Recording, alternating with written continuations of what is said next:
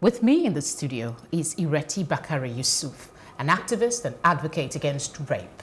Thank you very much for joining us. Hi, Felicity. How are you? I'm good. You were at the press conference. Yes, I was. Yes, I was. Yes, I was. What was your thought process during the entire conference? Well, first of all, I have to applaud their courage again, the courage of Busola in particular, and of course, her husband being by her side actually just underscores and reaffirms the need that survivors need to have support. And when we talk about support, we talk about the holistic support, so family, friends, and the general public.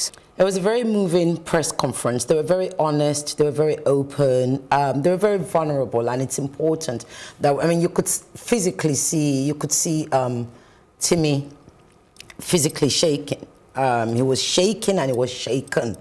Busola didn't say a word, and one wouldn't expect her to, really. She hardly looked at the camera because clearly the whole trauma, I mean, they relieve, I mean, and I think this is what people really need to understand.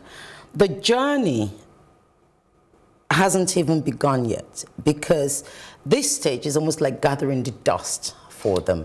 Okay, let's look at the content of that press conference. One of the allegations that Timmy presented was the fact that since their own petition to the police over a month ago, there's been no response. And now there's a letter of invitation, not even here in Lagos, but that they should go to Abuja. How does this sound to you? Well, totally ridiculous for a start. And this is, again, part of when we talk about support, we also have to talk about the responsibility of the law.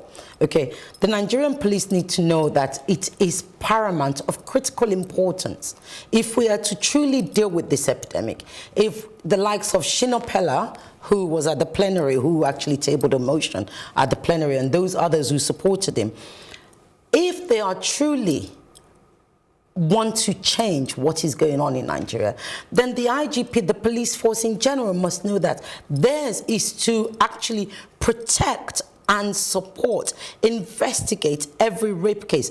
They are not paid by the rich and powerful, okay? And that is one thing that, you know, we mustn't allow survivors to be intimidated. We mustn't allow survivors to be harassed. We mustn't allow survivors to be bullied. And we mustn't allow them to be silenced. And that's what the police were doing yesterday, in my opinion. But the police have come out, in a statement to say that it was a letter of invitation. It's something that's routine when they are investigating any sort of allegation that's brought before people. So isn't that maybe a clearing of the air on the matter? Because before now, we heard the president's wife, Aisha Buhari, came out to condemn the alleged presence of armed men at Dakolo's family house. So don't you think that you're being a bit too strong on the police in this matter? No, actually, I don't think I'm being strong enough, to be honest with you. I mean, what is normal and what should be normal is that, yes, if a letter is invited, if there's a letter that's inviting you for questioning, it should be delivered. What is totally abnormal and ridiculous, preposterous, to be frank, is delivering the letter with armed men and plainclothes policemen and barging into somebody's home. In fact, one of the things that Timmy said to us, or one of the things he said at the conference, was how they trailed his wife into their compound. Yes. Do you actually know what that feels like? I've been trailed by armed robbers. This is a woman by herself in a car. She's already got another trauma that she's dealing with, and she looks behind her, and there's plain unmarked police car with plain-clothed men with guns trailing and following her into a compound. I mean, if that's not intimidation, then I don't know what is. If that's not the police using what you call a sledgehammer to actually deliver a button, then I don't know what is. If that doesn't actually force and, you know, kind of demand for that actually, in any other part of the world, that would actually be investigated, what happened yesterday. But we know the kind of country we live in, and we know that they're not going to investigate that, so we're just going to focus on the bigger case. So I think I'm actually being generous. I don't think I'm being hard at all. I think the police were the ones that they actually need to, they need to talk to them. So, And Aisha Buhari had every right, and thankfully she did. But what we don't want Aisha Buhari to do is just to set a hashtag. We actually need Aisha Buhari to actually speak up and join forces with us and join her voice with us, because we need as much support as possible. Look, the normalization of rape in Nigeria is what has led to this epidemic. I mean, pandemic even, that we're experiencing. And unless everybody is collective in the condemnation, both in words and in actions, we need legislature, there's, you know, a legal structure that's going to support it. We need a holistic approach. By that, again, I talk about therapy. We need hospitals, etc., etc. All of those things are critical. Not to interrupt you, but we do have a question, a burden of proof in every rape case, yes, because the court is not going to deal with sentiment or moral, you know, outrage. But we had evidence. Talking about that, one of the things that Ireti Dakolo raised was the fact that the later inviting them to Abuja is accusing them of mischief and falsehood, yes. And he is saying that that is not, I know you're not a lawyer, but you might be able to... Well, it's preposterous. You don't need to be a lawyer to know that's not part of the law, and there is no place there anyone is criminalized for such. Yeah, you don't need to be a lawyer to know that's codswallop, and that's just some made-up accusation. Falsehood and mischief.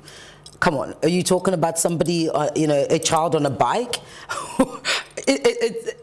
The madness that was exhibited yesterday by the Nigerian police force is yet to be underscored with words. That's all I can say.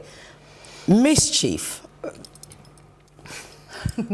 Okay, let me ask you this from what you said earlier about investigating this case with evidence. Do you see this case dying off, or it being, you know, tried to the very end, considering again the burden of proof? This thing happened a long time ago. 20 years or so, I believe. A lot of people coming out, or enough people coming out to say, this is what happened to me? At the end of the day, it's still going to be somebody's word against another person's word. Do you see this actually coming to fruition?